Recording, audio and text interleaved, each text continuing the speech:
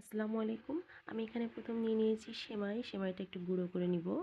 আর গুঁড়ো করে নিয়ে এখানে দিয়ে দিব কিছুটা লাচ্ছা সেমাই, আর দিয়ে দিব বাদাম কুচি, চিনি, গুঁড়ো দুধ ও একটি ডিম দিয়ে সুন্দরভাবে আমি এখন এই মিশ্রণটা মিশিয়ে নিব। আর মিশ্রণটা কিন্তু বেশ সুন্দর করে মেশাতে হবে। এই যে ডিমটা দিয়ে দিলাম, ডিমটা দিয়ে আমি এখানে আবার একটু সুন্দরভাবে মেখে নিচ্ছি। তো মেখে নিয়েছি। এখানে আমি কিছুটা আমার লাচ্ছা সেমাই অ্যাড করে দিব। এই যে আমার এটা কিন্তু মেখে নেওয়া শেষ। এখন এই ক্যাপের শেপ দিয়ে দিব। আর প্রত্যেকটা আমি একই শেপে তৈরি করে নিব। দেখুন এভাবে একটু চেপে চেপে নিয়ে শেপটা তৈরি করে নিতে হবে। তো আমার সবগুলো সেমাই মিষ্টি রেডি। তো আমি এখন এদিকে হালকা আছে এগুলো ভেজে নিব। এগুলো এগুলো জাস্ট 5 মিনিটের মধ্যেই আপনারা ভেজে নিতে পারবেন।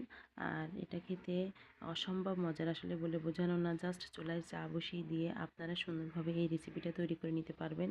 আমার রেসিপিটা যদি আপনাদের